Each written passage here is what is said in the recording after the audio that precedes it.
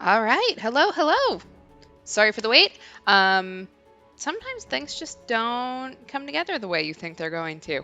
But we are back. We're back on House and Fata Morgana. I'm so excited because I haven't stopped thinking about this game since Tuesday, since we last played. Because we kind of ended on a cliffhanger, and oh, I'm excited. So, not gonna spend a lot of time getting into it. Let's just get into the recap. Let's see. Okay, so and of course, how do I get rid of that?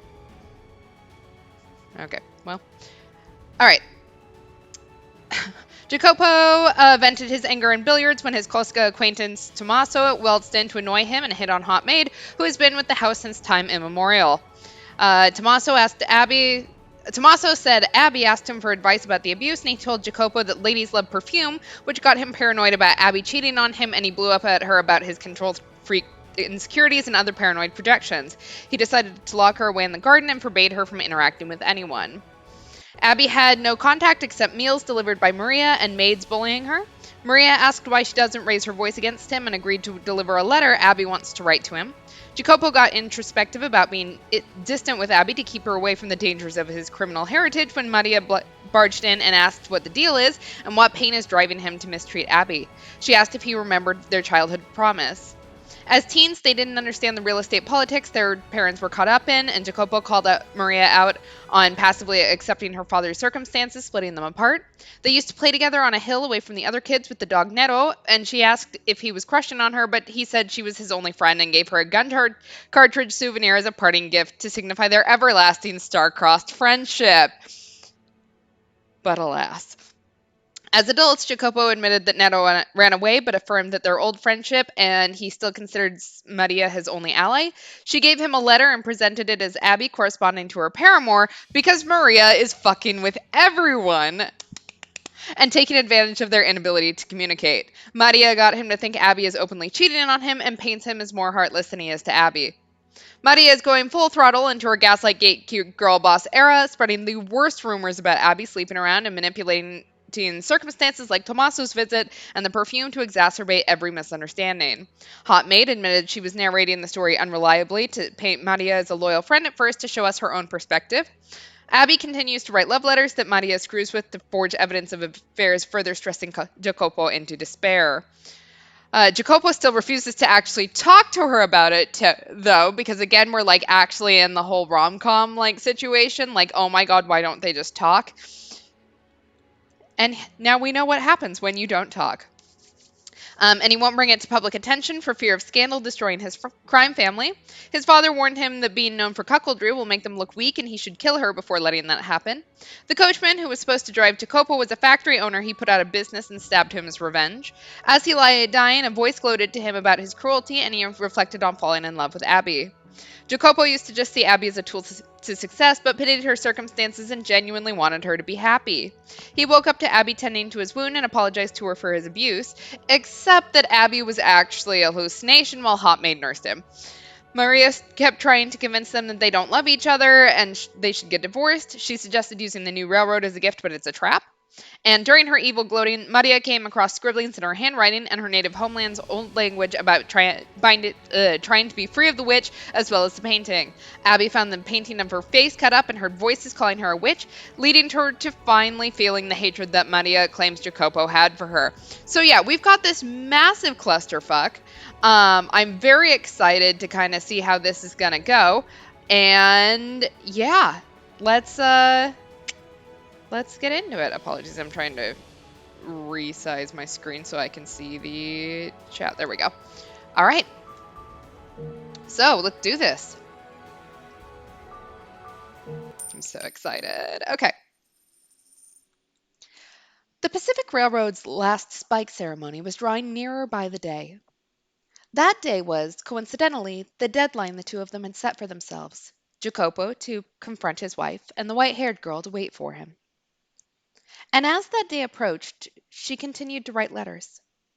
She wrote the letters purely by force of habit, despite having been worn visibly thin. I expect that she could not stop, that the act of writing was all that kept her from going mad. By focusing her attention on another person through her letters, she was able to maintain her grip on herself. But that day would put an end to her suffering and despair. Oh, I don't know. Are we talking metaphorically? Are we talking physically? Is Jacopo. There's so much. Okay. When the railroad was completed, all their misunderstandings would be cleared up. They would return to the smiling, happy couple they had been when they were first married. I don't know that that is possible anymore. Let's find out. The harsh winter would finally come to a close, melting away into the past and allowing them to step into the future. Girl, I just putting this out here, if my husband locked me into a room for however many months, um, I don't care how nice he was to me at the beginning, I would not be going back to him. I don't know about maybe I'm just built different, but with constant prayer in my heart, I impatiently awaited the railroad's opening ceremony. I do not, after all, wish for anyone to fall into any kind of misfortune. And that goes for you as well, master. Now, master, the door is soon to be shut upon this era. Are you prepared to see what happens next? I see. Very well. Then allow us to make our way to that final day. See with your own eyes, master, how this tale concludes. And please, do not let go of my hand.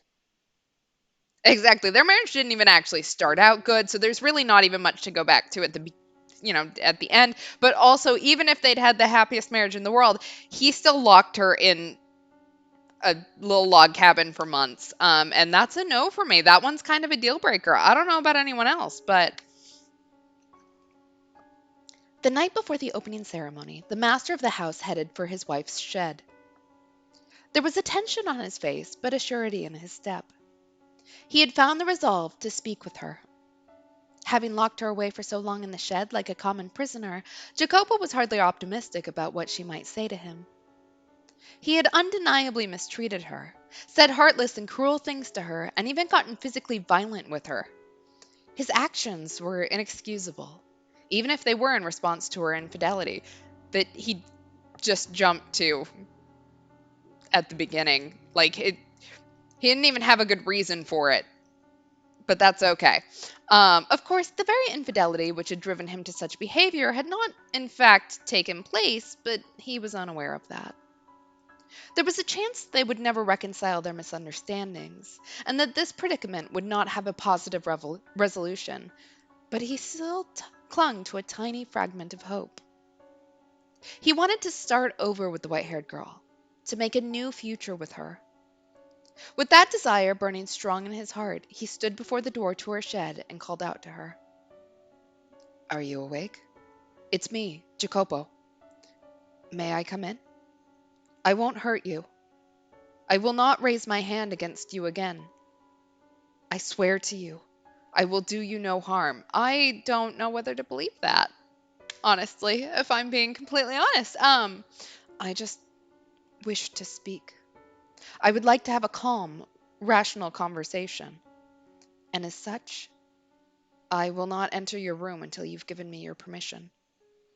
So, may I please come in? You won't even give me a response? All right. Considering how you must feel about me, I shouldn't be surprised. Fine, then you don't have to let me in. But please at least hear me out. Do we know that Abby is alive? Can we have like a wellness check on her? Yeah, I have become a vampire and cannot enter without your permission. So, details, details. Do you remember the day, shortly after we first met, when we went on our honeymoon? If you can even call the little walk we took a honeymoon. I was unable to do anything nice for you then either. I had no experience, no idea how to interact with an upper class woman like you. I didn't know what I should do for you. And yes, I know that makes me sound juvenile. I have a tendency to say things I don't mean the more perturbed I get. I'm sure I said things to hurt you numerous times that day. However, at the photography shop, When you saw the phenakistoscope, you smiled for me. I was I was genuinely pleased in that moment. I felt like I had gotten closer to you. I very much doubt that that was actually an appropriate present for a noble woman like yourself. Jewels or flowers or something like that, something beautiful, would have certainly suited you better. And I knew that, but I assumed you would have been given gifts like that countless times in the past. You are, after all, a beautiful woman. I did not want to have to compete on the same field as those other men. So I just didn't compete. It's fine. Um, I wanted to be special. No, I wanted to be unique to you. No one had ever shown you anything of the sort before, had they? Frankly, I wasn't sure if a woman of your status would take any interest in a phenakistoscope at all. I imagine you've thrown it out by now, but I choose to believe you sincerely liked it on that day. That, if just for a moment, I caught your eye. Even if you started seeing other men afterwards, that moment was real, wasn't it? Our marriage was, at its core, nothing but an arrangement between our parents, an exchange of money and influence. That was how it began, but that day I loved you. I yearned to see you smile, as if I had loved you my entire life. The Pacific Railroad has finally been completed. That's the project I've been funding. Everyone thought it was crazy, but a railroad now stretches across the breadth of this country. A joining ceremony will be held tomorrow. It's going to be a grand event. Locally, they're planning on doing a gun salute, and the sound of the last spike being driven into the ground will be transmitted across the country via telegraph. I have procured a telegraph so we can listen to it here in the mansion. In your condition, you would probably have trouble handling the crowds at the telegraph station. But here, you could celebrate in the comfort of your own home.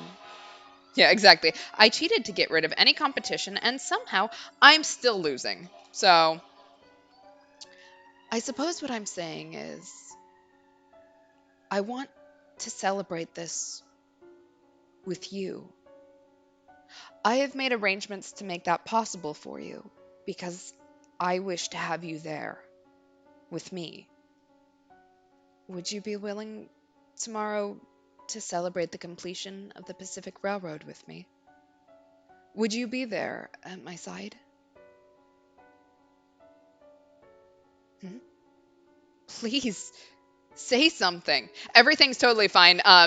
You may hear sirens now. I'm living like less than a block away from the fire department, so um, I get to hear the fire trucks full steam. Um, so yes, everything is okay. Thank you for checking. I want to start over. I know very well what I've done to you. You may be at fault yourself, but what I did is unacceptable. But what I did was a consequence of my overpowering love for you. I swear it. Why? Why will you not answer me? Say something, anything. Please, please. You can hear me in there, can't you? If you don't want to, you can just say no. If you do reject me, I'll set you free. I won't hurt you, I promise. Huh? The door is not locked. Who opened it? Hello? A humid spring breeze brushed against his cheeks. The drawn lace curtains seemed to glow in the gentle moonlight. The white-haired girl was not in her room. Exactly. Jacopo, that's not good enough. No amount of gaslight gatekeep girl bossing from Maria excuses locking her in a shed. That was all your idea. Yeah, like, I get that Maria was doing a lot of manipulation there, but also there was no reasonable conclusion that could have gotten him to let's lock her in a shed for months. Where where have you gone? Stupefied, he glanced about his wife's chambers. To my eyes, the neatly organized room appeared no different than any other day, but to his eyes it was pale and hollow. For the one who was supposed to be there, who was supposed to be waiting for him, was not present. He could not hear her voice from anywhere in the shed. In its place echoed a dry rustling, a sad, pitiful, empty whisper of a noise. It came from the lone object left abandoned atop her desk. The phenakistoscope.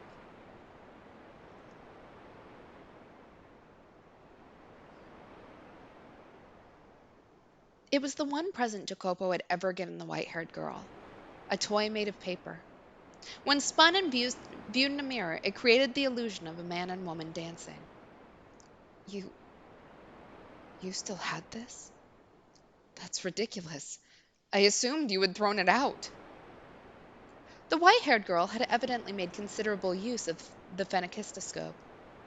The paper was visibly worn and tattered, warped in places, and had even begun to yellow.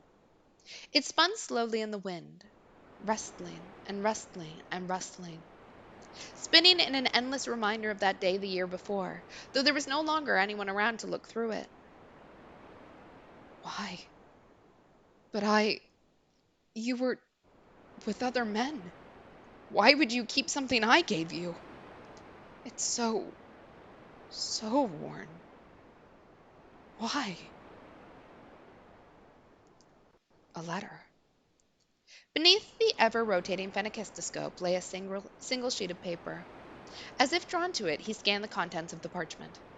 It was a letter addressed to Caro mio Jacopo. The salutation, written in his native language, translated as follows: My beloved Jacopo,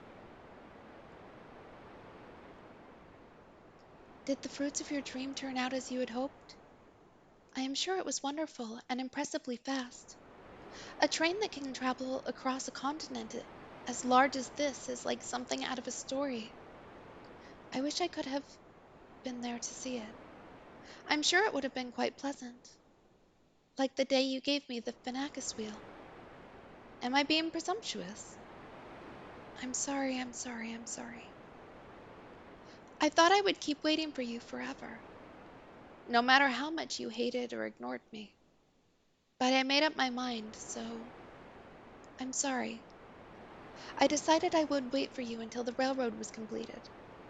I foolishly thought that you might invite me to the opening ceremony, but it seems I am not good enough for you. I am going to take my leave of your house, so you needn't concern yourself with me any longer. However, I do have one request.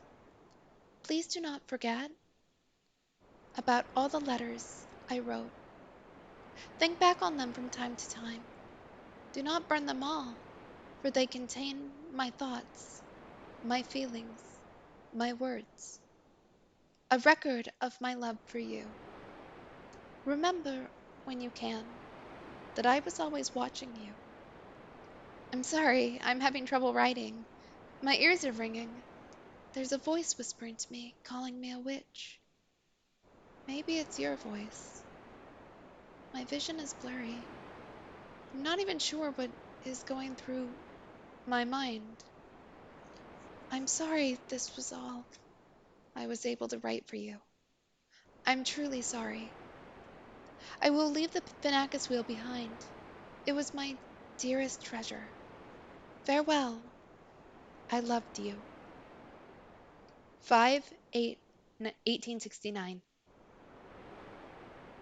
Yeah, Jacopo probably feels like Larry Butts did when Mia pointed out that Sidney Stone brought his clock with her. I mean, definitely. Yeah, it's kind of the same thing. Except for, at the moment, we don't think Abby's dead yet. And Jacopo hasn't been on trial for her murder. So maybe that's where we're going with this. What, what the hell is this? He was visibly rattled. And unsurprisingly so. The mention of the Transcontinental Railroad's opening ceremony, the letters she had written, her dearest treasure, her profession of love for him, and above all, the mangled text that appeared to have been written by someone not entirely in their right mind. I wonder why. Everything about it served to amplify his befuddlement. You waited for me? How can that be? The joining ceremony is tomorrow. It hasn't happened yet. Why, why did you have to leave then? I'm here. I came for you, just as I planned. The ceremony is on the 10th. A second later, Jacopo gasped. The date written on the letter was the day prior, May 8th. Originally, the ceremony was planned to be held on May 8th, 1869. However, due to bad weather and a labor dispute, it had been postponed for 2 days. This can't be. I made sure you were informed. I had Maria. Maria. The madam is having an affair. Maria. No, you couldn't. Oh, this is finally gonna get good. I mean, it's all been good, but I'm ready for this. Yeah, dots connecting. He's connected the dots. Scattered fragments of memory began coming together in his mind. Maria was the only one who had informed him of his wife's supposed unfaithfulness. And though the letters had not been addressed to him, thinking back on it, they had all been about him. In one letter, she had mentioned treasuring a gift. Jacopo had assumed it meant a gift from another man, but in fact, she'd been referring to the phenakistoscope sitting atop her desk, still spinning in the wind. At long last, he finally made that connection. And at the same time, he realized that the only person who could have altered the letters was someone they both trusted. Maria. Never. She never even once betrayed me. She was not unfaithful at all. She waited, unwaveringly, for me. And I, I, I refused to believe her. I caused her pain again and again. But his realizations came far too late. The white-haired girl's spirit had broken, and she was no longer at the mansion. Had he caught on to Maria's machinations sooner, things would not have turned out as they had. But he was much too late. Maria, why? Why would you do this? Clenching the letter from his wife, Jacopo stormed out of the shed in search of Maria.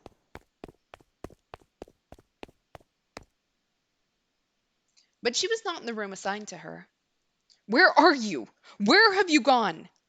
Maria! Several maids were roused from their slumber by the racket, but no one had the courage to speak up as the master of the house frantically charged through the halls. Eventually, he arrived at his own chamber. He was certain he had closed the door before leaving, but now a sliver of light shone through the gap between it and the frame. From within the room, he thought he could sense someone's presence. When he opened the door, there he saw, comfortably perched on his own chair, a woman. I've been waiting, Jacopo. Yes.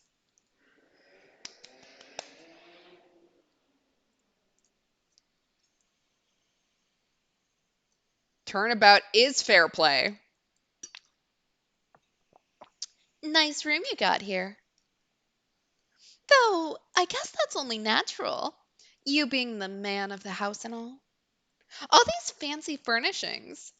You do know this stuff's too good for you, right? And then me, I get that barren little maid's room. Drives me up the wall. So hey, Jacopo. She does got those legs. Like, girl is stacked. Clear the air with your little lady yet? Maria. I love that look on your face. I'm guessing you didn't make things better then. You know good and well that she's not even here anymore. Well, yeah, but I still want to hear you say it, you know? I want to hear from your own mouth that you couldn't keep a leash on your woman, so you locked her up, drove her mad, broke her down, and then she ran away from you.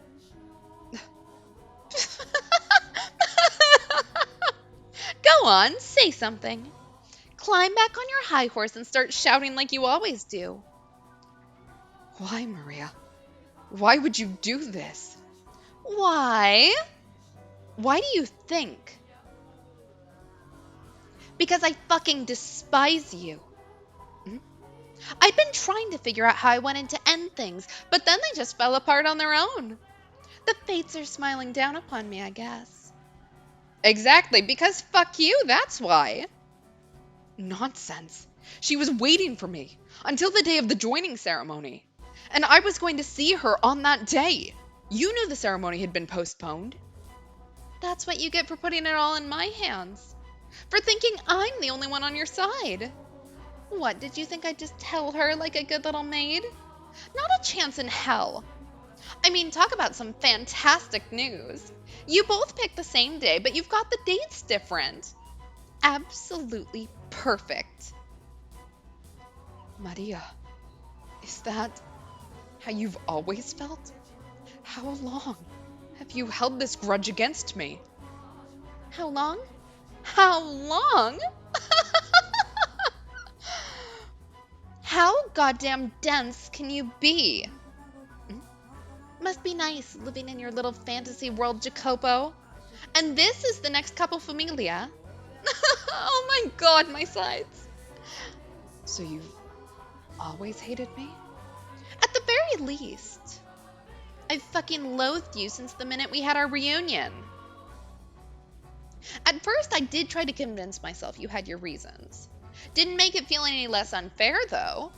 You had all your money and all your power and everything else you stole from me. And then you go and get hitched to this pretty little lady. Oh, don't try to act like you're the victim here. This is all on you. Do you have any idea how I felt? Fallen from grace, made your goddamn maid, having to suck up to you. Do you have any idea how infuriating that was? I will kind of put out here, like, he's been over here talking about friendship and all of that, but also actively employing her and treating her a little bit like shit. Like, he does treat her better than the other maids, but also he treats all the other maids like shit. So it always felt a little weird talking about friendship. Or did you think I didn't know anything? Did you think I didn't suspect anything? If you did, then you've got your head way up in the clouds. So you were motivated by your grudge against my family, the Berzatis? Precisely. That's exactly it. Your father wanted so badly to be the capo famiglia, wanted to be so badly in power, that he murdered my dad and grandpa. Yeah, that would be kind of hard to get past, I'm not gonna lie. They say it was a carriage accident, but the ground was all torn to hell where it happened. You want to tell me what kind of a carriage accident causes it to explode? As soon as my dad and grandpa died, your dad took over as capo familia. The balance of power in the factions began to change. My family, and anyone with ties to the Campanellas, was either exterminated or exiled. The Berzatis took control of the city. My grandpa's Cosca became your Cosca. No one in their right mind would be naive enough to think that the Berzatis didn't have a hand in that. The great Campanella family, bitten by their pet dog. Except the dog had rabies. And as a result, in that time, that lush, historic land will wither away and die. My dad and grandpa, buried in that dried up earth, are screaming in their graves even now. You can't prove me wrong. Can you, Jacopo? And now, first in line to be the next capo familia is you, his son. Naturally. Feels pretty good, don't it? Slaughtering my family, leaving us to wallow in the mud, while you live here like a fucking king? Because of what your family did, I don't have a home to go back to anymore. No house, no prestige. I have nothing left. And that's goddamn outrageous. The Campanellas are supposed to run that city. But instead, you filthy Berzati curs are crawling over it like some kind of infestation. I am a legitimate Campanella, but I'm stuck being your goddamn maid. If I hadn't been born a woman, I could have become the capo familia after my dad and grandpa died. But because I'm a woman, I couldn't retaliate. I just had to sit on my hands and watch the tragedy unfold. It was absolutely miserable. So I had to make you suffer as well. I had to make you as... No. I had to make you twice as miserable as I was. You had no reason to hate anyone but me. Why did you make her a part of this? Do you have some grudge against her, too? Yeah, exactly. We're in a reverse of the first story when Abby was the one seeking revenge for her father. So, Not particularly. I actually rather liked the madam. Sweet, pretty, kind-hearted, timid, and fragile. Trusted every word I said. A splendid little toy. you thought of her as your toy? Now. Can you really call me out for that? You can't. You have no right. You never cared one bit about anyone else. They're all footstools to you. It's a little too late to find yourself a sense of morality. This whole thing, it could have been avoided if you two had just had a single conversation. But instead, the both of you come crawling to me, saying you're my only ally, Maria. How dense can you be? Of course. I thought you were my ally. I trusted you, as I'm sure she did too. Then you should get your eyes examined because you can't see a damn thing. Maria. My God, it was beautiful. The way you two blindly trusted me, creating your own misunderstandings and causing your own pain. How you could never seem to get on the same page. Watching it all fall apart. Maria. Is that everything? The extent of your grudge and all you did? Yep. That's everything. Why would she say otherwise?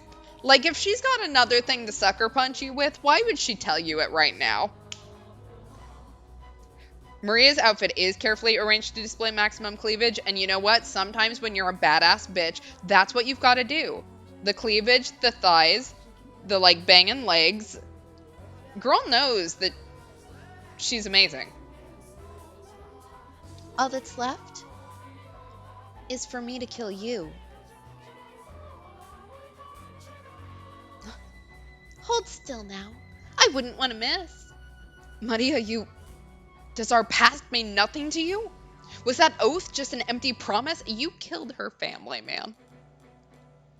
How could it when you remember so clearly? Fine, I'll explain it for our little romantic boy. Bad grown-ups will even take advantage of good memories. It's time I finally return this to you, Jacopo. That cartridge you gave me, packed with your disgusting sentimentality.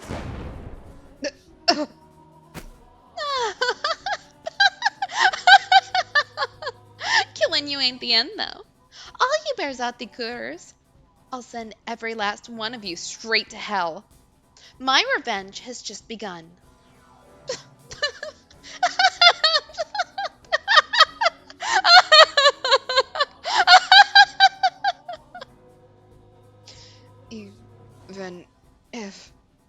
Even if you had been a man, you wouldn't have been a suitable capo familia. Huh? You should have aimed between my eyes, Maria. Jacopo! Well, that's disappointing. I was really rooting for Maria. I know that I shouldn't have been. And, you know what? I'll make my peace with that. Why? I don't... Girl, I was with you until you said why. Why? Why is because you tried to ruin his entire life. Yeah, you shoot like a girl. Why?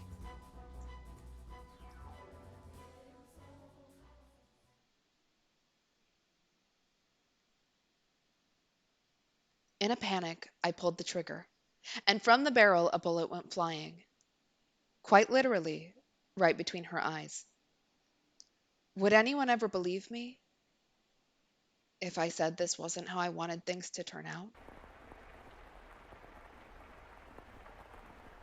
The rain just keeps on coming. Wonder if we'll be able to go home today. Hey, Jacopino! Say something, you little wuss! Don't shout. You're gonna give me a headache. The lightning's way louder than me. Ah! You jumped, Jacopino. You're such a baby. You jumped too. And stop calling me that. Don't be scared. Don't cry. I'm not crying. Your eyes are damp too. I'm not crying. Not at all. Not one bit. Liar. There's no end to this rain, is there? I'm fine if it doesn't stop. There's nothing at home for me. You don't want to go home? Your parents don't get along, huh? That's got nothing to do with it. Liar. You've got it good. Everyone loves your grandpa. Whenever anyone needs something, they come to him. Now there's a great man. Huh? How'd my grandpa become part of this? Oh, no reason. Not everyone likes him. He gets just as much hate as love. Grandpa's not really a model citizen. He's mostly just shrewd. Are you jealous? I'm not. My old man is, though. Huh, is he now? Well, your dad's got his good points too, I think. Like, I don't know, he seems like the kind of man who can accomplish big things. Though he seems a lot stricter than my grandpa. Oh, come on, I don't get you. What are you clamming up for? No reason. If you don't want to go home, then how about we go somewhere far away from here? Huh? Once it stops raining, let's get out of here. Head up to the capital, find some work. We can make it work, the two of us. Oh, and we'll bring Netto, of course. If we could, that would be nice. Break free of this city and its outdated traditions. Head somewhere bigger, more forward thinking. If only it were possible. It's all right, Maria. I know you were just joking. We wouldn't be able to find work anyway. If the two of us ran off, we'd be starving in a month. You'd have to be blind not to see that. Right. Let's go home once the rain lets up. Yeah, once it does. But until then, I know, let's sing. Sing even louder than the lightning. Then maybe you'll stop crying, Jacopino. I'm not crying. Come on, let's sing. La la la la la la la la. Oh, I don't know how long I'm going to have to do that, but La la. okay, they're singing. Y'all don't want to hear that from me, but I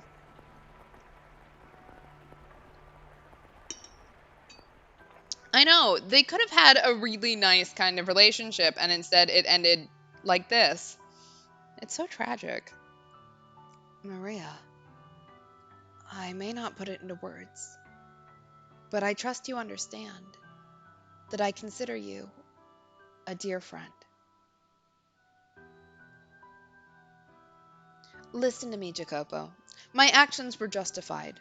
I did what I did for the betterment of this city, this land. The Campanellas are too conservative. Under their control, this country will atrophy. Progress will continue to lose steam. If we don't push forward, we'll fall farther and farther behind. Before long, you will be made the next Capofamilia. But until that day, you will cross over to the New World and establish the Cosca there. Unify us, bolster us, make us strong. I'll handle things back here. I won't let the Campanellas try and strike back. What? You want Maria to... It's dangerous to keep a Campanella so close by. She has to be taken care of. If you insist. But do not let your guard down. Betrayal is a constant companion in this world.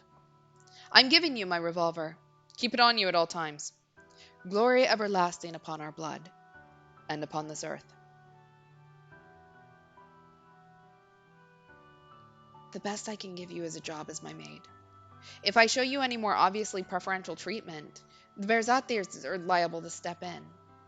Money, power, respect, and enough authority to not take orders from anyone. I thought that if I could obtain all that, I would be able to give you your freedom. And her as well. I wanted to give you both comfortable lives. But none of that got through to either of you.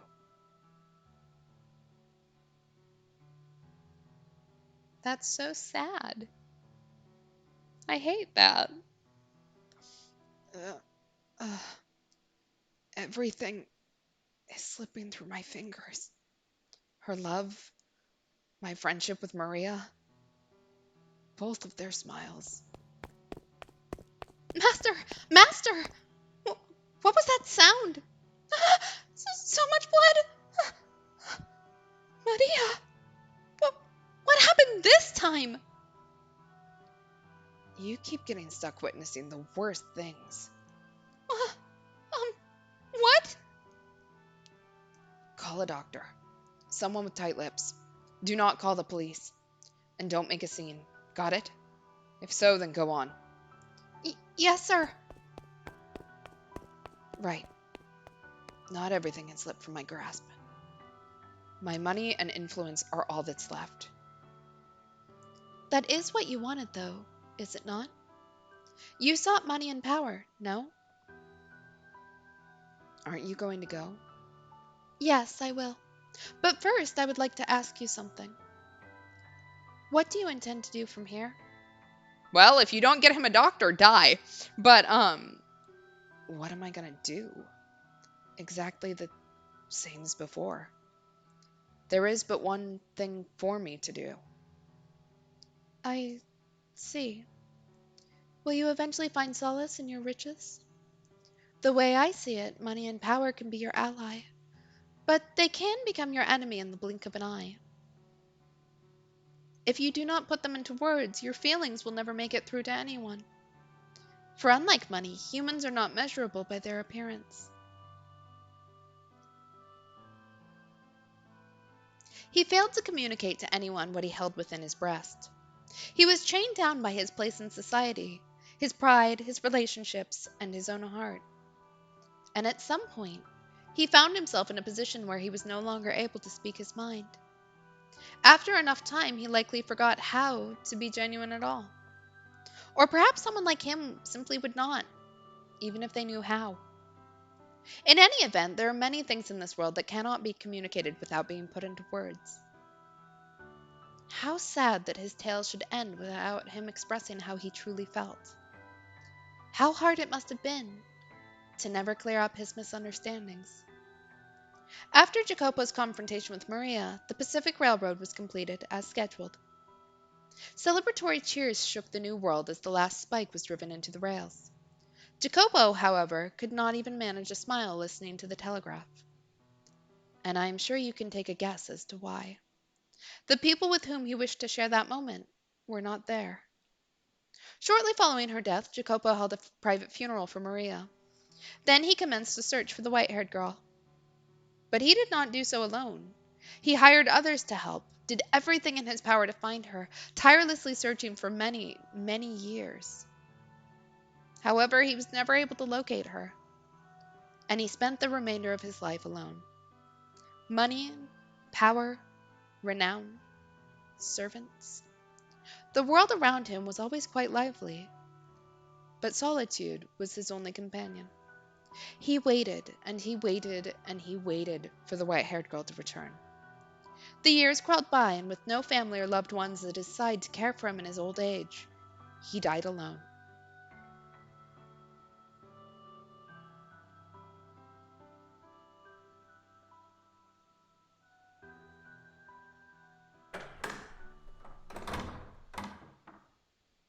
All right. And we finished the third door. I am depressed. That was awful. Yeah. You just killed your best friend. What are you going to do? I'm going to Disneyland. Um, I think it's really interesting how this story has kind of mirrored the first one. Um, we have Jacopo now who kind of took Mel's place, and while Mel was a lord and born into all of it, romancing, the white-haired girl who is the maid, like we almost had a reversal of that this time where Jacopo is originally, like not having power and never felt himself like worthy of that power. Um, yeah, it's fascinating. I don't know where this is going and it's bugging me because I want to know, but also I'm really enjoying like these little different doors, and so I want to like take my time in those and ugh. Um,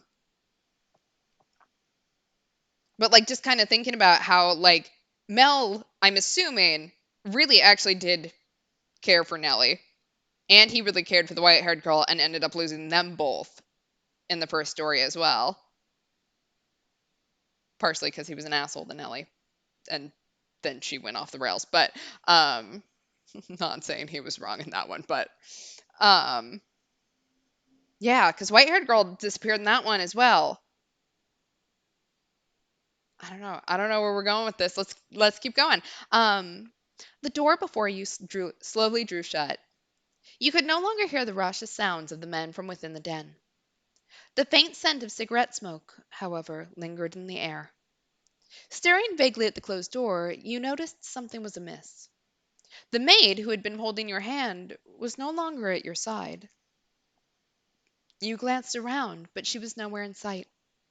Down the corridor stretched only darkness. Not having anticipated this, you were unsure how to react. What's the matter? You lost, or are you just trying to take in the sights? A voice called out to you, but it was not the maid's voice. Caught off guard, you spun around, confused, in search of the source. Where are you looking? I'm over here. Yeah, there you go. A little more to the left. Following the voice's instructions, you found yourself facing a wall. You look like you've seen a ghost. Hey now, come on, don't turn away. Yep, you got it. I'm the one talking to you. The voice was coming from within the painting. When you had passed by this wall on your way to the third door, a magnificent landscape painting had been hanging in there. But now, the canvas was a deep shade of black, as if it had been dipped in a vat of ink. Been a while since I've talked to anyone. So tell me, you can hear me all right, can't you? Splendid. Been so long since I've had a conversation, I was afraid I might have forgotten how to talk. So tell me, who might you be? You don't know? Well, isn't that quite the pickle? Then how about we have a little chat, eh? You got yourself turned around and aren't sure where to go, yeah? Well, I'll be happy to tell you anything I can. Just ask away. The painting sounded rather high spirited. Perhaps he was simply excited to have the opportunity to speak with someone. So you decided you would ask the painting a few questions. Yes, hello, painting. All right, what do we want to ask? We have who are you? Who am I? What is this place? And who is the maid? There's lots of. I mean, all of these are really good questions. I assume the painting is not going to know who we are. So I don't know about who am I. All right, let's ask who he is, chat says. So, who are you? Me? Well, as you can see, I'm a painting. Why did I end up as a painting? Hard to say. Maybe I was reborn as a painting because I used to really like art.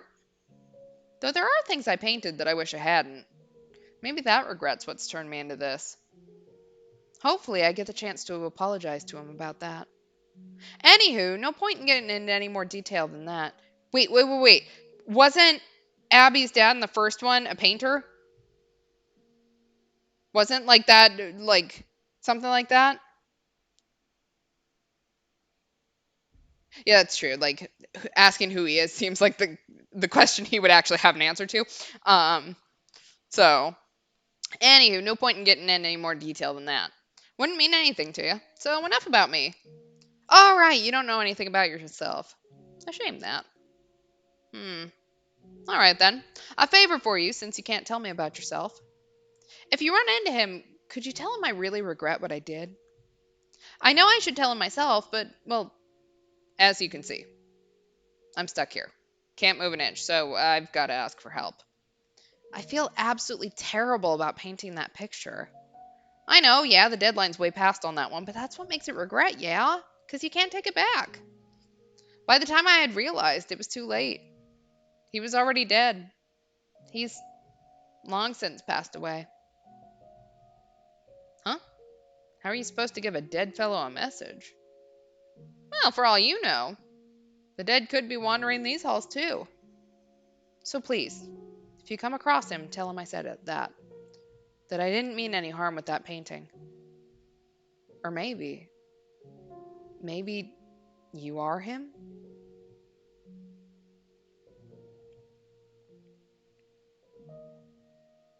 All right, we get to ask another question. So, who am I? What is this place? Or who is the maid?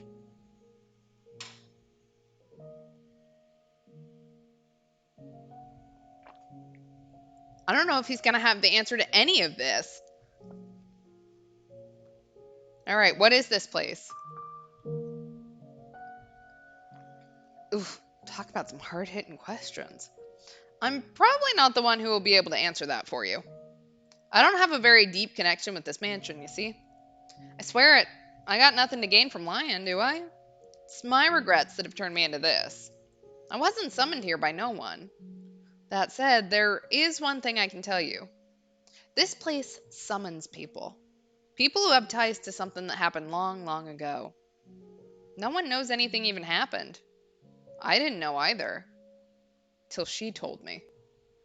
Though I haven't the foggiest how much of it's true or not. Are you here because you were summoned by her? Or did you come here of your own will to find someone? If you came here of your own volition and you weren't summoned by her, then mayhaps you'll be the one who can break.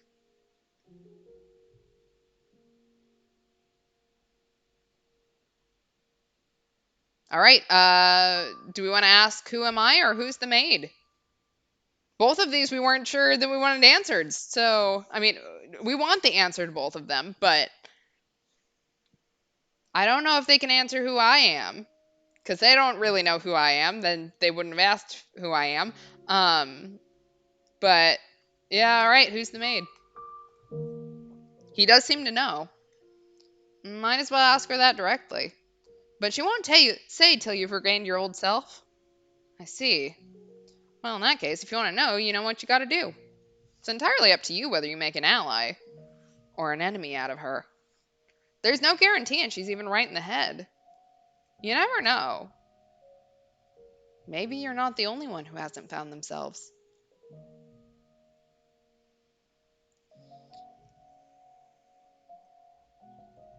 All right, well, it looks like we get to ask all of our questions. Who am I? Just because you don't know who you are doesn't mean you can go around asking other people. I'm not a person, you say? Well, no, you're right, but I'm not gonna know anything about you that you can't tell me yourself. I mean, from where I'm standing, you almost look like a walking cloud of shadow. I can't even tell you what you look like. The maid who was with you before, did she call you master? I see. But the question is, which era's master are you? How many doors have you been through? 3 doors, eh? And of those, did any of them bring anything back? Huh. Well, it's not an easy thing recovering yourself. Or maybe you weren't behind any of those 3 doors. Yeah, that's gotta be it. That was your first time witnessing those tragedies. Yours is another door. So tell me, how'd you feel looking behind those doors? Was it frightening? Saddening? Heart wrenching? Well, let me tell you something. You were able to bear them because they weren't your tragedies. If the next door you open is yours, will you be able to bear it? Will you be able to accept your own tragedy? It's one thing seeing others suffering, but your own? If you have to face emotions you wanted to keep buried, secrets you wanted to keep hidden away, and pain you wanted to forget, do you think you'll be able to accept them as your own? If you can't, I wouldn't blame you. I wouldn't accuse you of running if you chose not to reclaim your old self.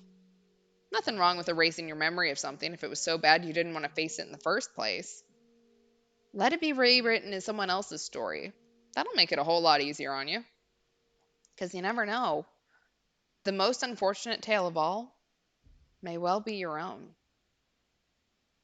Or perhaps that goes for everything about you. You won't know till you see it?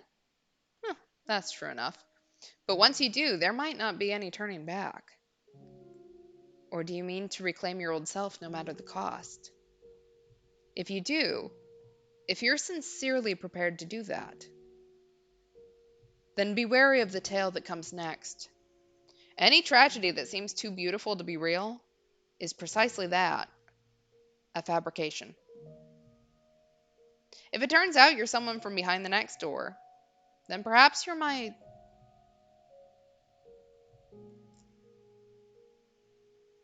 I'm your what? I haven't talked that much in a long time. Feels great. And now that I've got that out of my system, I should be able to get some good sleep. You're probably still wandering in the dark right now, but I really hope you find the outcome you want. And I mean that. You can either reclaim your old self or you can toss it aside. The choice is yours either way. Now, since it looks like your escort isn't showing up, what do you plan to do next? Hmm. How about taking a look around the place since you've got a little free time? Could be you come across some things you wouldn't with her around. Oh, right. If you're gonna go exploring, I've got the perfect thing. Stick your hand into the canvas, would you? The painting was still wrapped in an impenetrable darkness.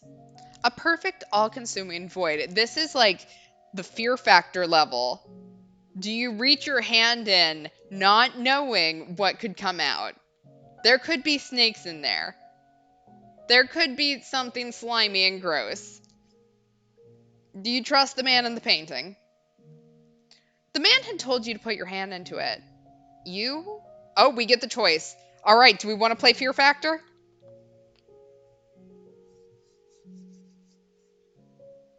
We gonna reach in?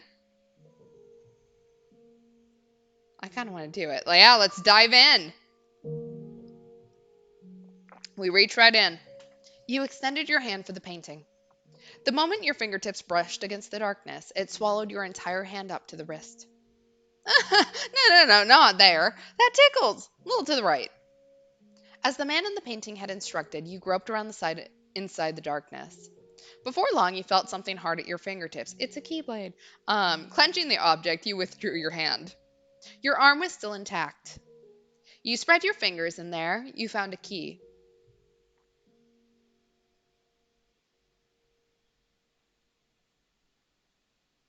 Ah, that tickled.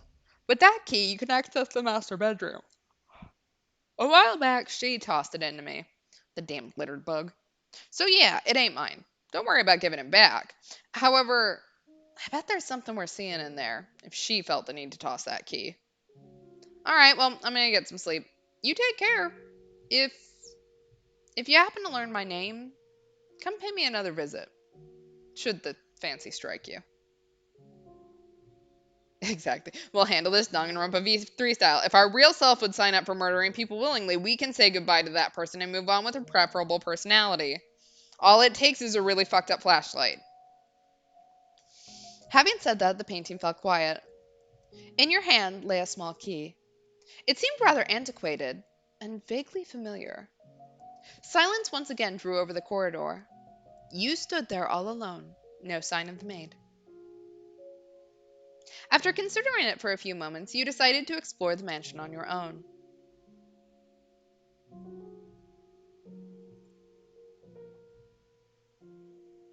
Oh, oh shit. Okay.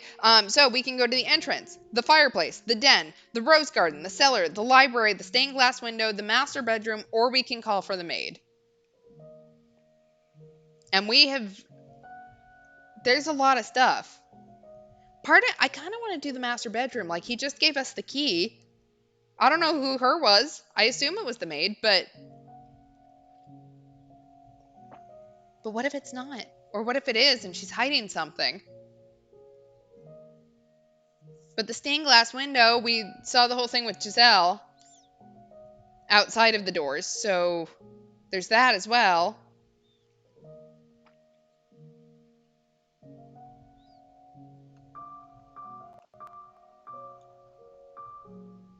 Oh yeah, we can save here. Uh,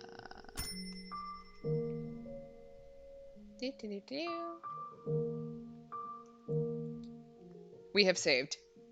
What would we like to do now that we have the option to go back? I keep forgetting that that's an option. Partially because we didn't ever go back last time. All right, let's call for Hot Maid.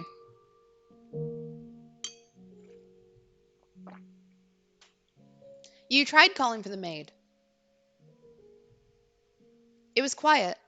A sense of loneliness fell over you.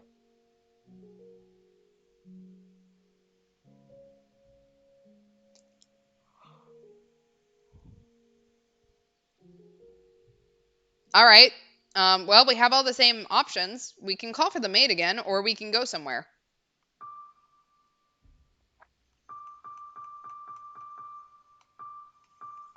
What would we like to do? I'm trying to remember where all of this stuff was. So we have the entrance. We've been there. All right. I said bedroom. Let's go to the master bedroom. We got the key. We might as well just check it out, right? You inserted the key you'd been given into the door's keyhole, and with a twist, the door opened. Yeah, maybe Hot Maid will be waiting for us there. Maybe she's just taking a nap. We don't know. The master bedroom was shrouded in darkness, much like every other room in the mansion. It had evidently been left unused for some time. The air in the room was stale and forlorn. Master. A voice seemed to ring out from somewhere. Come on, get up. Up with you. Master! Oh, See, what did I tell you? It's so much nicer in here with a little light. Without warning, your whole world took on bright, vivid colors. Light streamed through the window, illuminating a well lived bedroom. A woman's silhouette stood before you. Wait a sec! Don't you hide under your bedspread! Get out of there! Oh, but Master, you agreed that I could open the windows. Don't worry, I've put curtains up. If it gets too bright, you can draw them. Mornings take the best parts of being outside and squeeze them all into the same few hours. okay, we'll have to agree on to disagree on that one. You don't have to go outside in the sunlight for it either. Just listen to all the wonderful sounds. The joyous songs of the birds, the swaying of the trees, the rustling of leaves. You tried to call out to the silhouette, but it did not respond. Reaching out for her, your hand simply passed through her body. It did not seem to be you that she was speaking to. Perhaps you were looking at a scene from some other period of time. Am I being as pushy as I feel right now? I completely misjudged you. You're the exact opposite of what I thought you were. Let's see. I thought you were cold and cruel, heartless and incomprehensible. But I'm beginning to get a better idea. You try to put on airs, but you're really rather childish. You have a short temper, but can be surprisingly playful. What else? You have a pretty difficult personality, too. Now, hear me out here. That's not everything. You gave me a chance to talk, and you listened intently. You can be kind of nice, too. We agreed that we would live together, not just in the same house, so we've got plenty of time to add more to the list. And I hope you can make your own list about me, too. This is just the beginning, after all. We've got a long, long time ahead of us. Plenty enough to get to know each other, no? Let's not waste any time then. What do you say we do something today that we haven't been able to before? Where should we begin? Oh, I know. We can get this place cleaned up. Now that there's some actual light in here, we can see all sorts of things we'd probably rather not. Like dust. All over the place. Is this a role play? Maybe.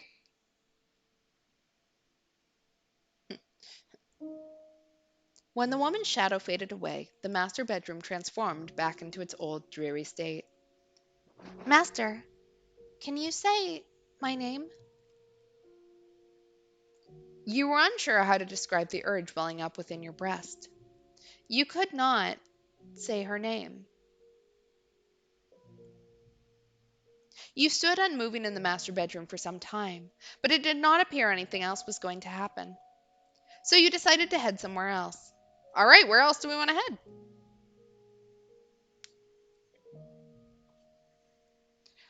So there's the entrance, the fireplace, the den, the rose garden, the cellar, the library, the stained glass window, or we could try calling for the maid again. I don't know. All right, rose garden.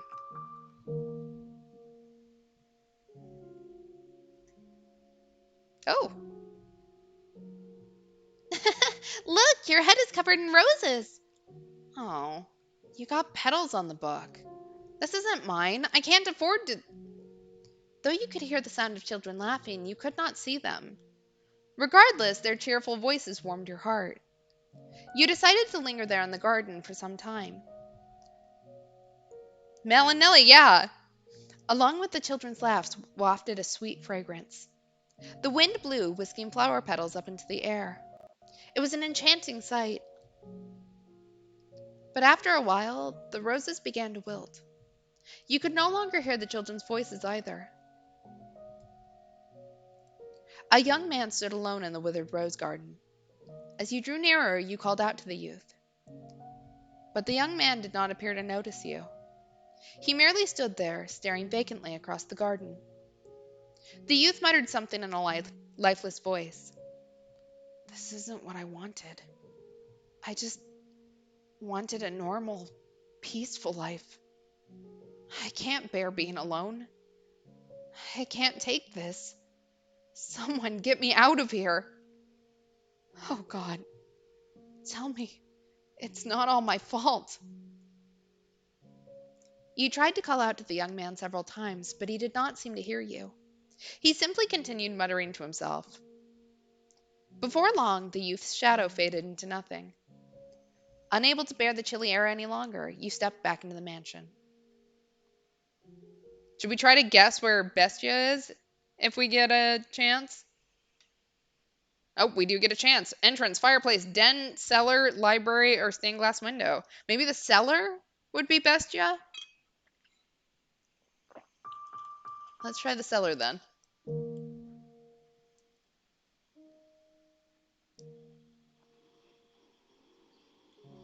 When you descended into the cellar, you heard beast-like snarling. There we go. We did find him. Along with it came a sour odor and the sound of ripping flesh. You could not see the beast, but that did not make it any less unpleasant. You made to retreat from the cellar. Oh, oh shit. We may have just died. But before you could, A shadowy creature lunged at you. You reflexively squeezed your eyes shut. After several moments, you opened your eyes again to find the silhouette of a man standing in place of the beast. You and the shadow stared at one another for some time. yeah, eventually we're going to come across Mel's grandpa getting laid and dying. You asked the shadow a question, and the shadow responded.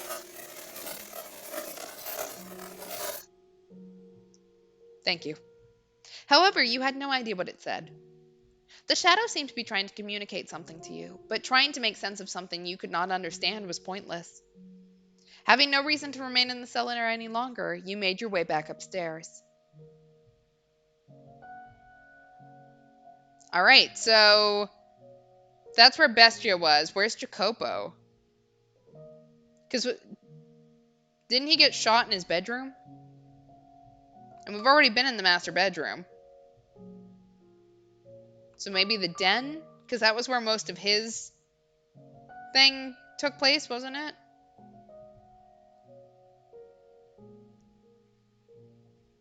We're gonna try the den. I've decided. I've just made the executive decision. All right, the scent of cigarette. There we go. Scent of cigarette smoke lingered in the den. However, the room was silent. Not even an echo of the men's chattering remained. Something was moving. Billiards balls. There was no one present to strike the balls. They rolled spontaneously around the table. The paths they traced across the surface were rough and erratic, contrasting that of when the former master had held the cue. The spheres collided awkwardly with one another, not a single one coming close to the pockets. As an experiment, you pulled a ball off the table. In response, the paths of the balls became even clumsier. Having lost one of their targets, they began bouncing aimlessly off the cushioned walls of the table. As you stared intently at the table, a man's voice rang out from somewhere in the room.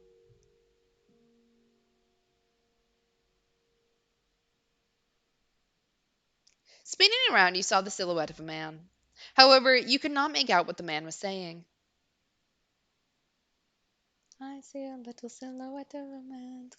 Sorry. The man thrust his finger at the table. He appeared to want you to return the ball. You reluctantly placed the billiards ball back on the table. When you did, the balls resumed endlessly colliding with one another, never landing in any of the pockets. You looked up to find the shadow gone. Having determined that the maid was not going to appear in the den, you exited the room, making your way back into the corridor. All right. Well, where do we want to go now? Because we're out of the ones that we've seen. I'm kind of thinking the stained glass window. Because we saw that flashback, the little flash, when we looked at the lady in the mirror. Okay, entrance. Chat says entrance. We'll go entrance. You made your way to the mansion's entrance. There was no one around, nor any source of light. Groping through the darkness, you found the front door, which was sealed shut with a heavy bar. You pressed against the bar, but it remained firmly in place. The door did not budge either. It seemed you could not leave the mansion. Burn the witch. Crucify the impure. When you made to step away from the entrance, you heard a muffled voice.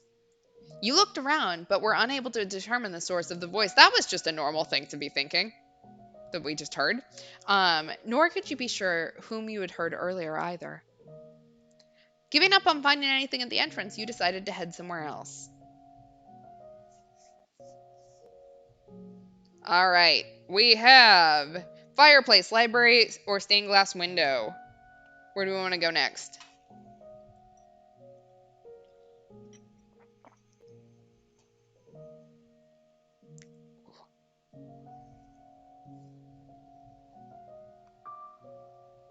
Can't wait. All right, my idea. Let's go to the window. Let's go to the library after that. I don't know why, I just like libraries. Um, you approached the stained glass window. An array of pews was arranged facing the stained glass. There seemed to be an air of tranquility about the room. You sat down in one of the pews and stared quietly forward for some time. For a moment, you felt like you were on the urge of recalling something, but ultimately the memory never managed to surface. The maid did not appear to be there. Where could she have gone? You decided to resume exploring the mansion. Okay, well, I had an idea. It didn't get us anywhere, but all right. I said library next. Then we'll hit the fireplace and then we'll try calling the maid again. The smell of dusty books filled the air of the library. You approached a shelf to examine one of the books. Oh, and suddenly an avalanche of them came falling to the floor. You stared blankly at the mountain of books. They had fallen down on their own, but they showed no signs of putting themselves away. Since no one else was there to do it, you began placing the books back onto the shelf. 1, 2, 3, a dozen, and as soon as you had gotten them all back up, they came crashing back down again. You wished very much to implore of the maid's assistance, but she did not appear to be in the area. Pretending you had not seen anything, you made your way back into the hallway. Not me. Wasn't me. Just walking away. All right, let's head to the fireplace.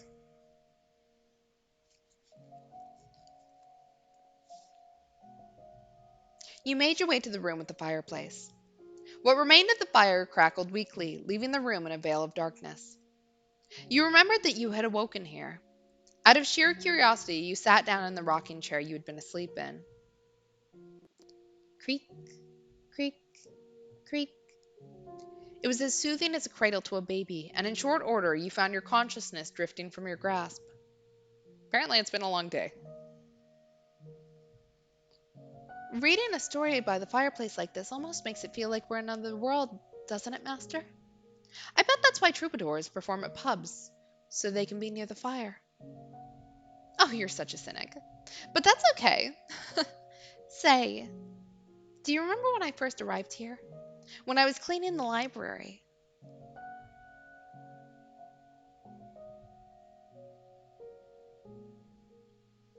Your eyes slowly slid open. Fragments of a pleasant dream lingered in the back of your mind. The crackling of a fire, the taste of warm wine. However, there was nothing pleasant about the fireplace sitting before you. No warm, crackling flames. In fact, the brisk air of the room overpowered the remnants of the embers left there. A chill ran down your spine. Afraid you might freeze stiff if you stayed there much longer, you resumed your exploration of the mansion. Well, we're out of rooms. Hot maid, please come back. We're lost. Oh, it allows us to go see the stained glass window again? Let's go. It's probably going to call me an idiot for coming back here, but yeah. Oh, hot maid, where are you? You returned to the room with the stained glass window. You had searched throughout the mansion, but had no luck finding the maid. You felt somewhat tired, though you were not sure whether it was physical exhaustion or otherwise. You had little interest in doing any more moving about. Taking a seat in one of the pews, you gazed up at the stained glass. Staring solemnly back at you was the archangel said to weigh the souls of the deceased. Perhaps he was trying to weigh your soul.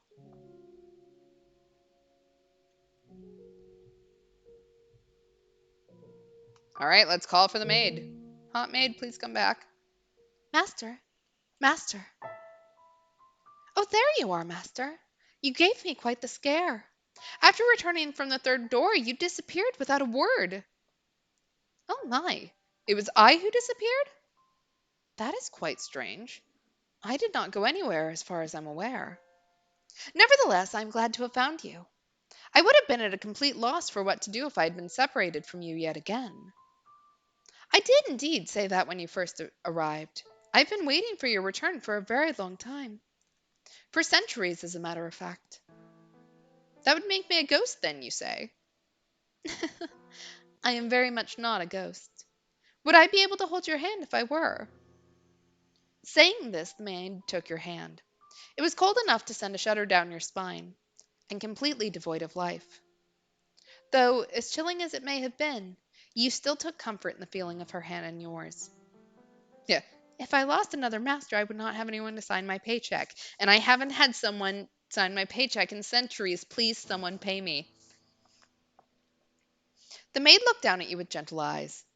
After a few moments of silence, she sat down beside you. The stained glass is quite beautiful, is it not? Every time I see it, it brings a tranquility to my heart. A dreadful, deep rooted curse afflicts this mansion. However, this room is the one exception. Can you feel the purity that hangs in the air, master? Yes? What is it, master? You are correct. The stained glass window has been shattered and was not present in the time period of the previous tale. I wonder. Perhaps it is because the mansion we are in presently resides in a realm separate from the real world. We are in a world constructed from myriad memories and histories. I am sure that when you regain your old self, master, the mansion too shall be restored to its original state. So do try and remember, all right? Oh, yes. Where did you go in my absence, master? I I see. So you explored the mansion then? And did you find anything noteworthy? Memories? I'm not quite sure what you mean.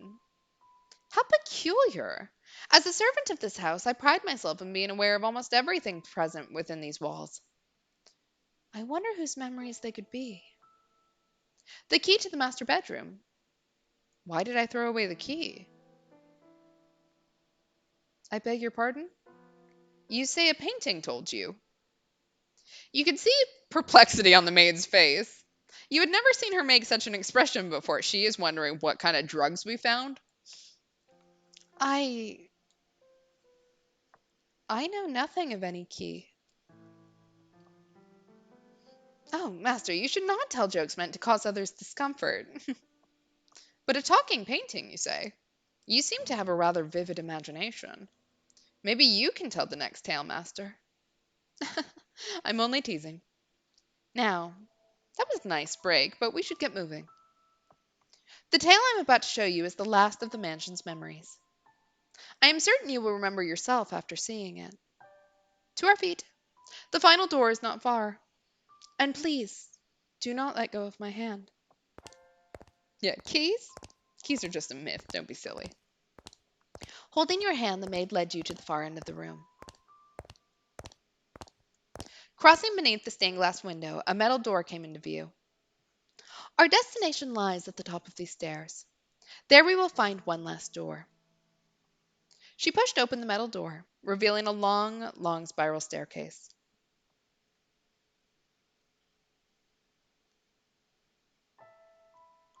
All right, guess we better start climbing.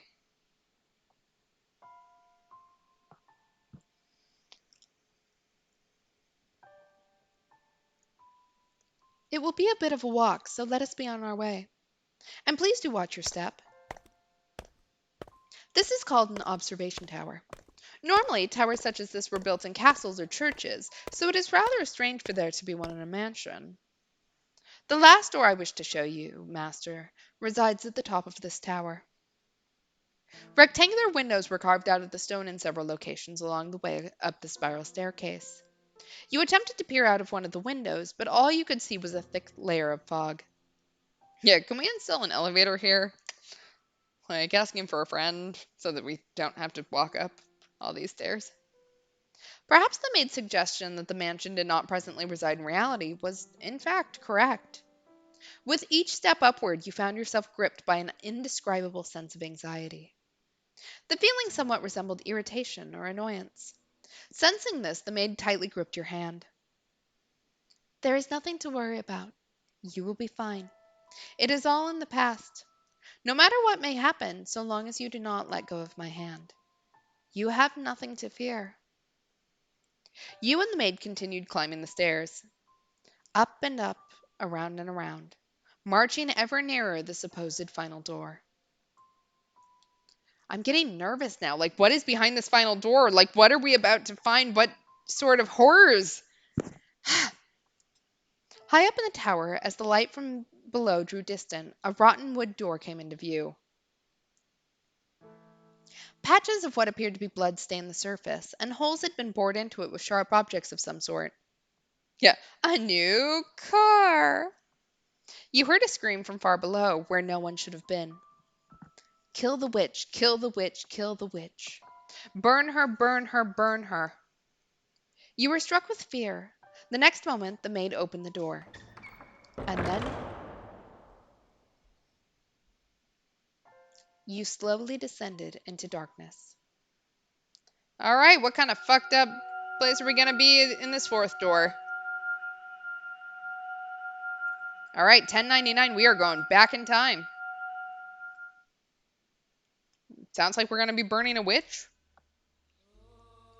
Set on a pot, set it on, and also pour water into it.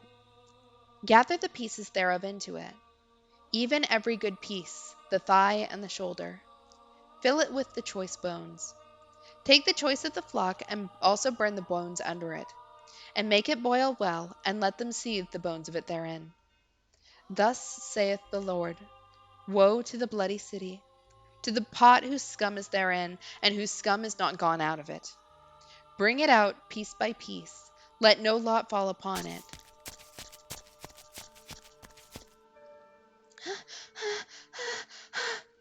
Where is she? Where'd she go? She came down this way, I'm sure of it. Find her! Find her! And burn her. Burn the witch. Burn the witch. Burn the witch. Burn the witch. Burn the witch. Burn her. Burn her. Burn her. Burn her. Burn her. Okay, we get it. Then I will leave thee upon the land. I will cast thee forth upon the open field, and will cause all the fowls of the heaven to remain upon thee. And I will fill the beasts of the whole earth with thee. And I will lay thy flesh upon the mountains, and fill the valleys with thy height. I will also water with thy blood the land wherein thou swimmest, even to the mountains, and the rivers shall be full of thee. And when I shall put thee out, I will cover the heaven, and make the stars thereof dark. I will cover the sun with a cloud, and the moon shall not give her light. All the bright lights of heaven will I make dark over thee, and set darkness upon thy land. Yeah, Mahotska Abbey. I seem to have lost them. And where am I? Where should I go from here? What am I to do? Darkness spreads as far as the eye can see. Not a ray of light shines down upon me. All that strokes my cheeks are tendrils of darkness. Oh, are we in Abby's point of view then? Every passing day, every fading hour, my world is engulfed in ebony. There exists no kindness in the shadow, only solitude. I've lost track of how long I've been on the run, wandering aimlessly, lost until I arrived at this dark forest. I no longer have anywhere to go. O Father who art in heaven, I kneel to thee within my heart and ask of thee thy blessing. O Father who art in heaven, I ask of thee to shine thy light upon me and show me the way. Please have mercy upon my soul. O Father who art in heaven, I do love thee dearly. Hallowed be thy name. Please show me the way. I may be shunned and persecuted, and I may have no place to go. But nevertheless, I am unable to give up on life, to cast aside my hope. We don't have to pick between Abby and Hot Maid anymore. We can now flirt with Hot Maid with Abby. This is the best ending. O Father who art in heaven, please guide me unto salvation. O Father who art in heaven, please guide me. I can no longer remember when my life became naught but running, when it became endless wandering in the dark. And now, when I've reached the point where I've long since forgotten my hunger and thirst, my voice has become hoarse, my vision gone blurry, and my consciousness begun sinking into a hazy morass, that mansion appears before me, wrapped in a morning fog that seems to foretell rain.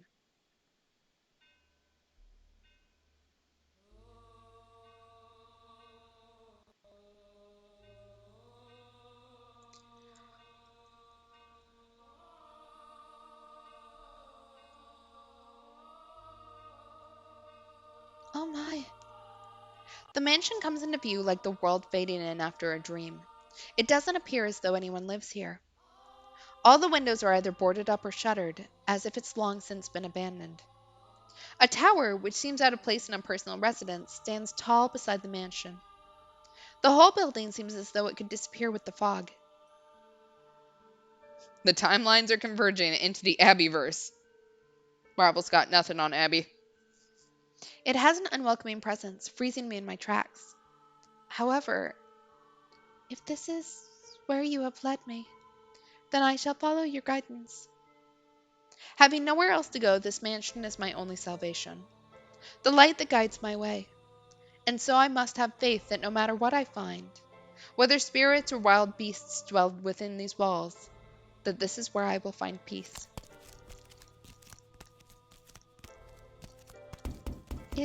Is anyone there? I guess it is abandoned.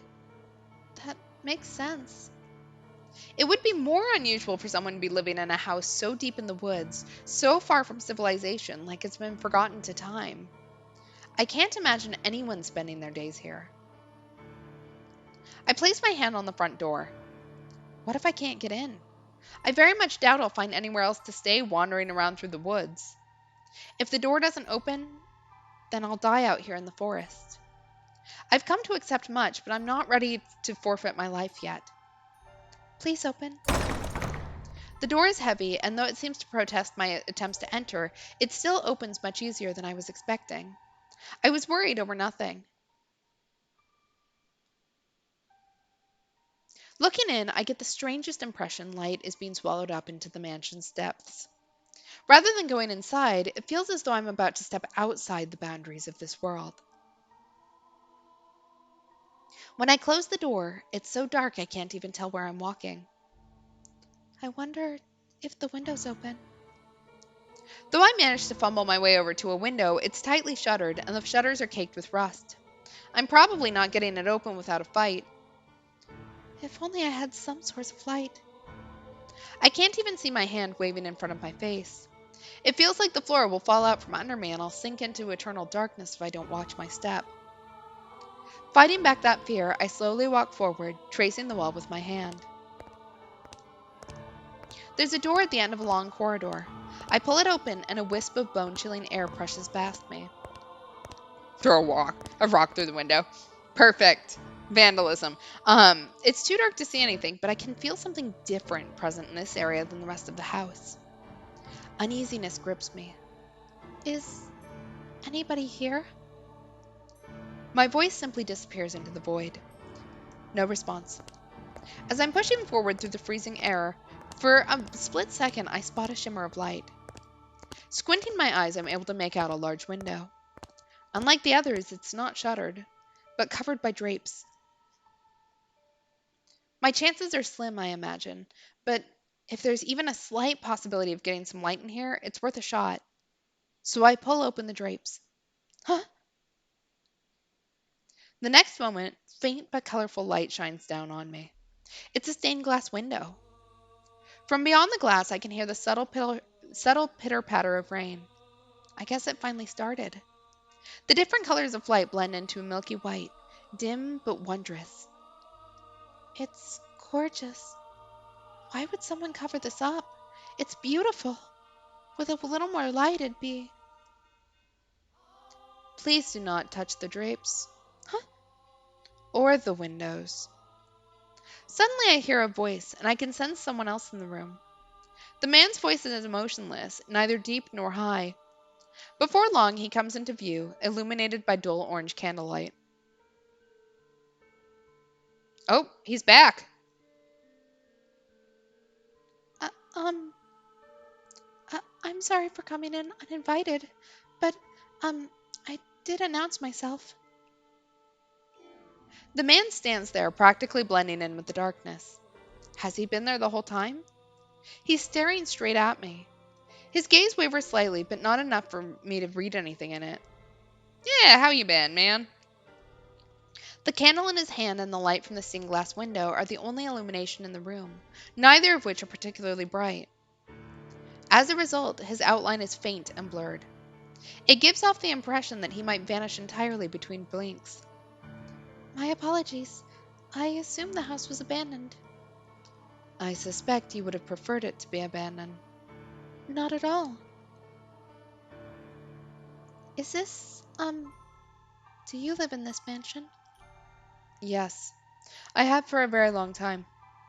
I thought I had barred the front door, but it would seem I left it open. What brings you here? I, uh, if you're lost, I am happy to give you directions. There's a village west of here. It should take you maybe half a day on foot. If you are in need of money, help yourself to some of the furniture. Trade it for food at the village, then make your way to a larger town. Isn't this the exact same conversation he had with Giselle in that weird little, I don't know if it was a flashback or what, that we saw in the mirror? Please allow me to stay here. So would that make the white-haired Abby's name Giselle? Could you repeat that? I cannot go to the village. No, I cannot go anywhere. I am no longer able to freely return to any town. I'm being hunted. You seem rather young to be a sinner. Yeah, perhaps, but she will always be Abby to us. We've only called her Abby for, 15 hours or whatever. So you have transgressed. I am neither a thief nor an adulterer. If I bear any sin, then it has been with me since birth. I will do everything I can to stay out of your way. I simply ask that you grant me shelter until it all blows over. If you wish to know my transgression, I will tell you. So please, do not throw me out. I see. And do you ask this of me, aware of how people refer to this mansion? Pardon? It is said that a witch once lived in this house. And not just any witch, a cursed witch. This house has been tainted by her seething hatred, and all who dwell within it meet their demise. But you live here, don't you? Like her, I too am cursed. Huh? Um, what kind of curse? Oh, the concept of original sin, the one that baptism's supposed to get rid of. Ah. Well, we just have to find water then, I think. I think that's how that works. The one thing I can tell you is that your life is in danger if you get involved with me. Should you approach my curse, I am likely to take your life. You'll kill me? Yes, so you do not belong here. To live with me in this mansion is to sentence yourself to death. No matter what path I choose, I very much doubt I'll have a future. I was kind of thinking, like, is Haunt made the real witch and Abby some kind of scapegoat? I wondered that at the beginning. There's also a part of me that kind of wonders whether Nellie is somehow the witch as well. I don't know. I don't know. We'll find out. If that's the case, I shall live how I want. I don't care what people say about you or this mansion. I wish to stay here. You might think I'm rather strange, but my heart tells me that I must stay here, that I was guided here. And hearing what you have to say only reinforces that. What are you scheming? I'm not scheming anything. I am simply tired of running. So if your curse is going to kill me, then perhaps that's for the best. At the very least, you won't be hunting me. Abby's got a backbone this time. I do like it. You won't try to flay me, or tear off my arms, or rip the flesh from my bones. And that's enough for me. If you have committed no sin, then why do they hunt you so fervently? I I am accused of being a witch.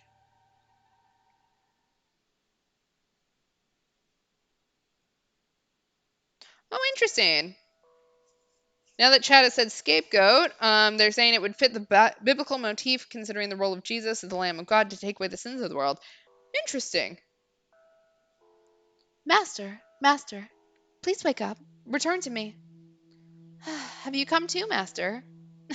I apologize for sending you through the door without warning. It must have given you quite the scare. But I beg your forgiveness. I heard a terrible screaming from down on the stairs, and I panicked. You say you saw the white haired girl? I see, so you made it into the world beyond the door before me. I'm deeply relieved that I was able to take your hand before losing sight of you. Yeah, that was a short story. I presume you've already grown familiar with the atmosphere of this time period, master. If you have seen her, then, as you said, then you should have a basic grasp of the situation. She was a very misfortunate girl in this era, accused of being a witch, abused and persecuted. Her life was in constant danger. It was again her appearance that brought this upon her. That snow white hair and those ruby red eyes clearly differentiated her from everyone else. Oh, and I apologize. I neglected to mention that this door is unique. As for what sets it apart, that will be made clear as we proceed, though one difference is in the time period. The tales I have shown you began with that of a beautiful flaxen haired family, followed by the tale of the bloodthirsty beast, and then the tale of steel and ambition, proceeding in chronological order. However, the door we have just entered takes us to the period now known as the Middle Ages, long, long before the other three tales. Yes, that is correct. This is where it all began. The mansion's curse, the truth of the witch, and your identity. All of this should be made known. If, after this tale, you are still unable to reclaim your old self, then there is nothing more I can do. This door contains the last tale I am able to tell you. So I ask of you, please do not let go of my hand until it is all over. Now then, let us begin a beautiful, tragic love story of two solitary souls trapped in a mansion of darkness. In that era, the mansion was a dungeon draped in darkness. After a great deal of time on the run, the white haired girl found herself at a remote mansion that stood in a dark, overgrown forest. All the windows were either boarded or shuttered, and it was even darker inside the house than out. Not even a ray of moonlight could enter those walls. Only naturally, the white haired girl had assumed that nobody lived there, but her guess was incorrect. Someone did indeed dwell in the house. It was a young man named Michael. Though she could not make out the details of his face in the candlelight, she thought him a very handsome man. However, he proclaimed to her that a witch resided within the mansion, and that he too was cursed. Everyone who got close to him lost their lives. Do you think that what he told her was all nonsense? A lie devised to chase her out of the house? The truth of the matter shall come to light in time. Despite Michael's assertions, the white haired girl decided she would take up residence within the mansion. This era's white haired girl was younger than the others. She was still in her early teens, young enough to be seen as still a child. How is this going to be a love story? I don't like that.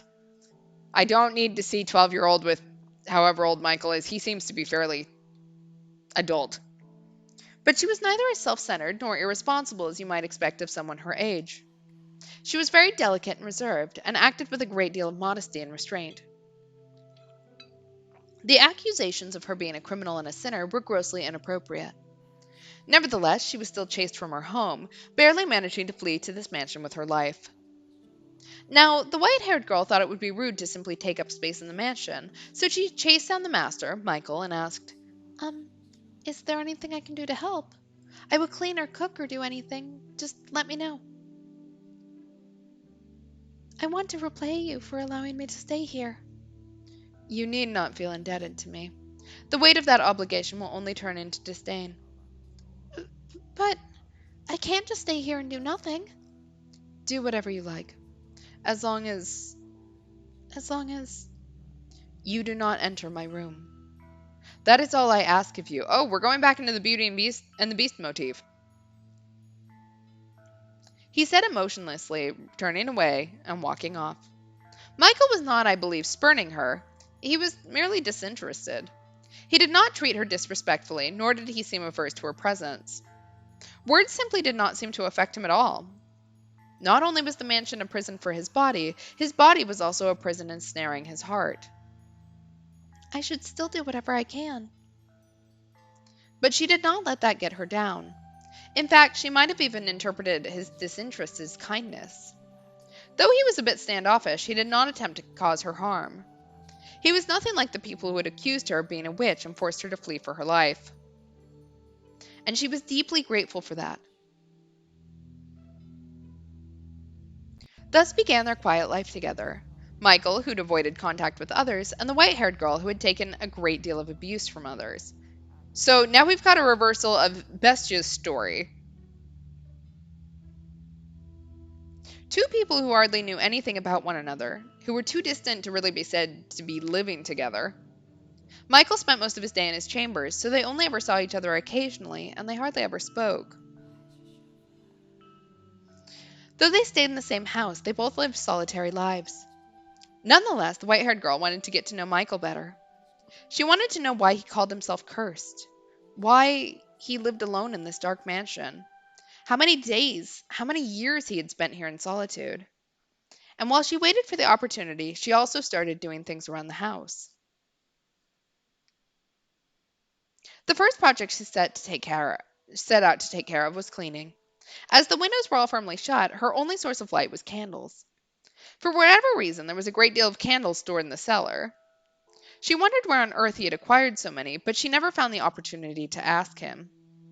It was difficult to even see all the dust and cobwebs with only candlelight, and considering the poor airflow through the house, she was afraid her efforts were going to be in vain. Still, she persisted, sweeping and wiping things down, one room at a time. Eventually, she made her way to the library. The dust that had settled there was much heavier than in any other room.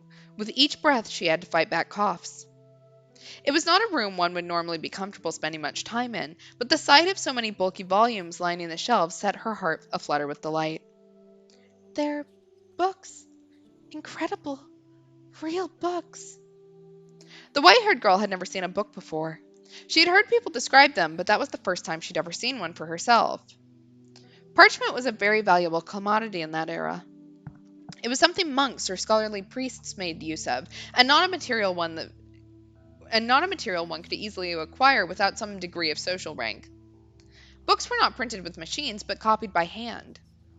A single volume took an incredible amount of work to create. Even the process of binding was an art. Standing before a shelf, she stared intently at the spines. There's so much dust. Does he not read any of them? Just a peek. Just a tiny little peek, she said, making excuses in the empty room as she reached her hand towards one of the books. The tome that caught her eye was on the upper shelf. It bore gorgeous jade embossing and looked like it belonged in a treasure chest. Uh, Almost. Though she tended to act older than her age, the white-haired girl was still in her early teens and not especially tall. Even standing tiptoes, it was still just barely within reach. At long last, her slender fingers made contact with the spine, and she began to pull the book toward her. Ah! The library had sat abandoned for some time, causing the covers to stick together, so when she attempted to pull one out, several others tilted with it. And then... Almost all the books on the shelf came avalanching down on her. Oh, just like it did earlier, on us. Ow! Oh, wow. Gutenberg didn't invent the printing press until 1440. She has a long time to wait for fast book production. Yeah, I'm going to guess she probably can't read in this era, considering the fact she's never seen a book, so she has time to wait. So, the white haired girl groaned, buried under a mountain of parchment. She hoped she had not damaged any of her host's valuable collection, for the mess was enough of a setback already in her attempt to express her gratitude. Looking around, she saw one volume that was almost torn in half.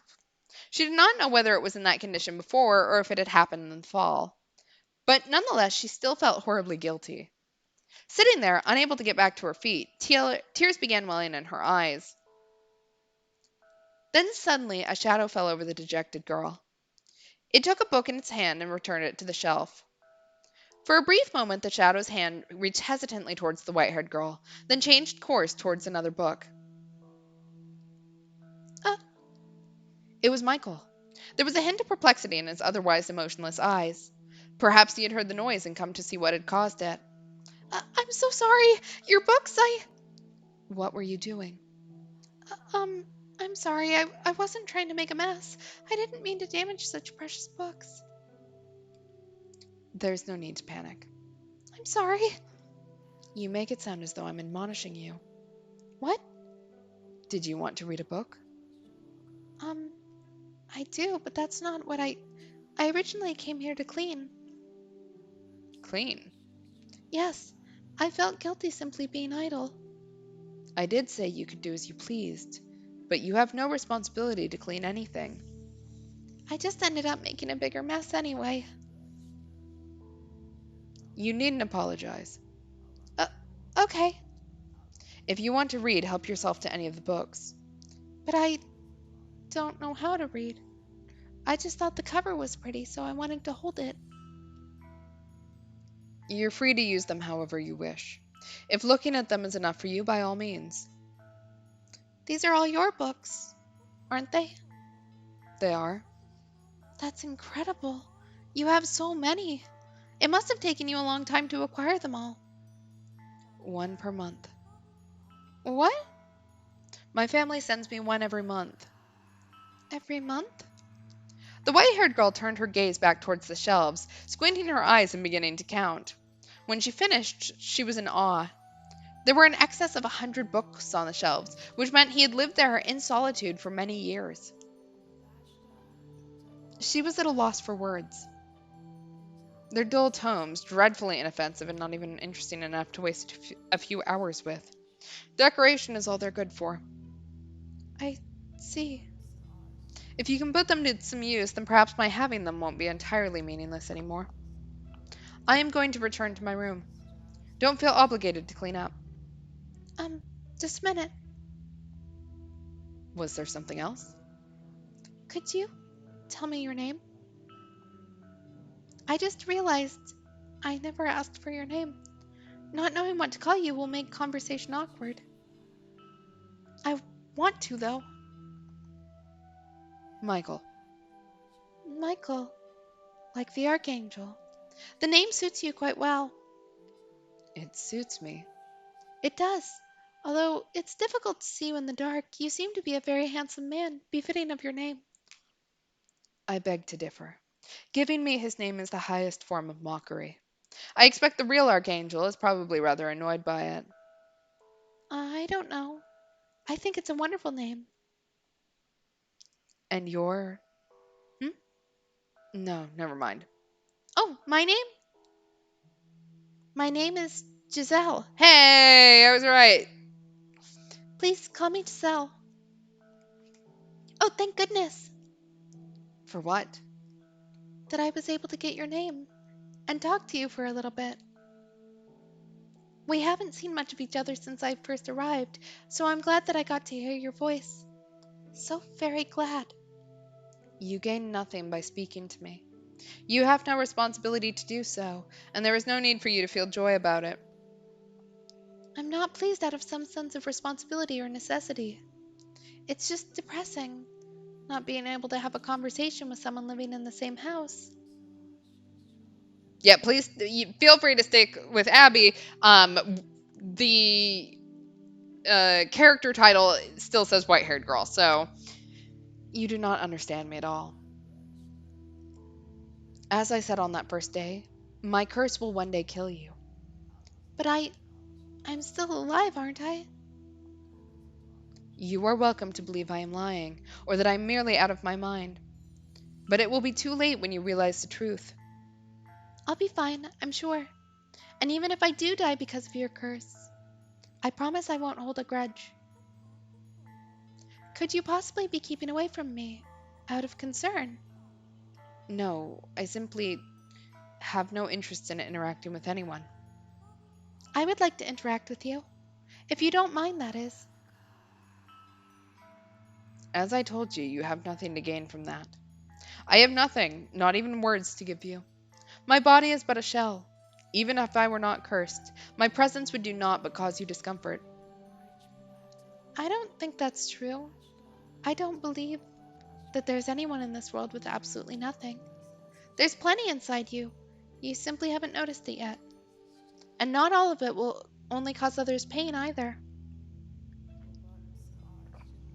If you truly believe those words, then you are a foolhardy girl. How can you trust someone you only just met? For that matter, how do you not resent everyone? Resent them? I can take a guess as to why people call you a witch, and why you had to flee all the way to this mansion. Your white hair and red eyes. That abnormal, seemingly inhuman appearance drew their condemnation. And I can think of any number of reasons they might have started treating you less than human. Perhaps people around you experienced misfortune. Perhaps there was a natural disaster, a famine, a plague, some kind of external phenomenon, and you were their scapegoat. I'm kind of wondering, like, this is me galaxy braining here, but I'm wondering if we're not Michael, and in order to finish this story, we have to somehow kill off Abby, Giselle.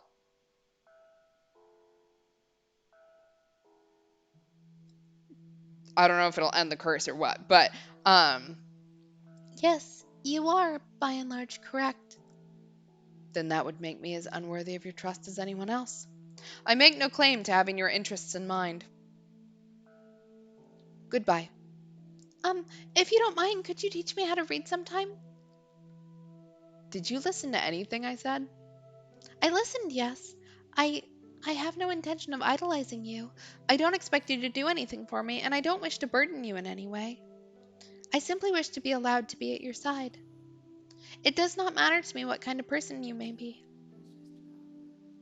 That is all I want. I apologize for keeping you. Please consider it if it's not too much trouble. As the master of the house, Michael made his way out of the library. He appeared to be slightly rattled. Perhaps the white haired girl's determination had ignited something in his chained heart. Or perhaps it was something else. She stared toward the darkness into which Michael had disappeared. Then she carefully wrapped her arms around the jade embossed tome, a soft smile spreading across her lips. He's a decent man. I'm sure of it.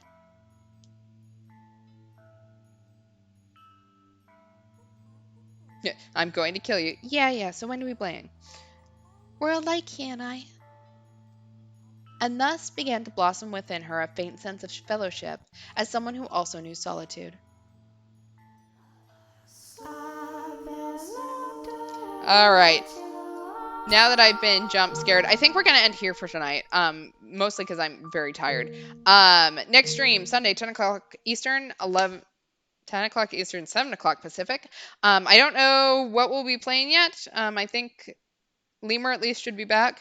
But yeah, it's kind of all I've got. As a reminder, Mana is performing at SwampCon this weekend. So if you get the chance, do go check their performance out. Happy leap year, happy leap day. I got told off for saying happy leap year at work today. Um, so happy leap day. Yeah. Thanks for hanging out tonight. And thanks for letting me just freak out about Maria's gaslight gatekeep girl boss. Um, thanks all. Have a good night and see you on Sunday. Bye.